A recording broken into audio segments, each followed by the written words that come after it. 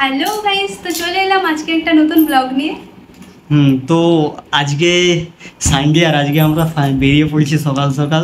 এখন বাজে 11টা, কারণ আজকে একটা ইনভাইট আছে আমাদের মামা শ্বশুরের বাড়ি, মানে ওর মামা বাড়িতে ফিস্টের আয়োজন করেছে, আর সেখানে সবাই দিদি বোনেরা আছে তো মামা বাড়িতে, তো সেখানেই আমাদের আজকে ইনভাইট আছে, তো সেই জন্যই রেডি হয়ে পড়েছি। আর ওখানে গিয়ে পুরো ব্লগটা শ্যুট করবো আর দেখাবো তোমাদেরকে কীরকম মজা হয়। তো কেমন লাগছে আমাদেরকে একটু জানিও তোমরা কমেন্টে। তারপরেই আমাদের গোপসোনার কাছে একটু প্রণাম টনাম করেই আশীর্বাদ নিয়েই বেরিয়ে পড়লাম। আজকের ওয়েদারটা জাস্ট দেখো।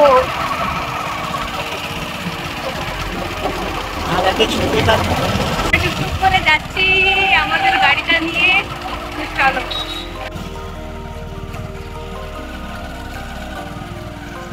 ওয়েদারটা দেখো। কয়েকদিন ধরেই দেখছি ওয়েদারটা বিশাল গরম, কোথাও বেরোনো যাচ্ছে না।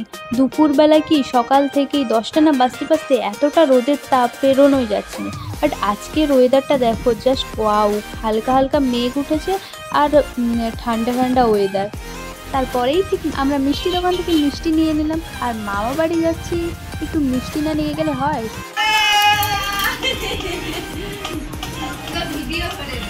দেখতে দেখতে তো ফাইনালি চলেই এলাম মামা বাড়ি। আর এই যে দেখছো, সবাই একদম আমরা গল্পের আসর মিলে বসে গেছি।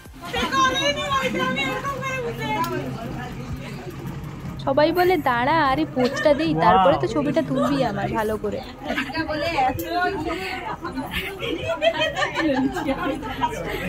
নতুন জামাই বলে কথা, তাই প্রথমেই বসে গেছে আমার বর, তারপরে এই দাদাবু আর একটা দাদাবু।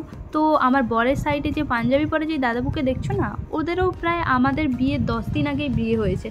দাদাবু বলছে, ভিডিও করছিস ভালো করে কর, তোর বরকে ভালো করে দেখা, এই প্রথম মামা বাড়িতে এসেছে, তাই জামাইদের জন্য আলাদাই একটা খাবার দাবার, পিতল থালা, সাথে সাজানো গোছানো করে খাবার দাবার। ও কি মজাই খাচ্ছে ওরা। আর এই যে পরিবেশন করছে যে দেখছো, এটাও একটা আমার দিদি, মামার মেয়ে।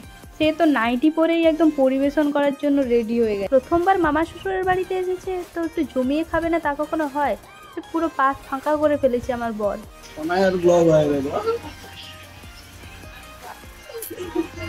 অনেক হলো খাওয়া দাওয়া, তারপরেই আমরা বাড়ির দিকে রওনা দিলাম। আর এই যে আমরা বাড়ির প্রায় কাছাকাছি চলে এসেছি।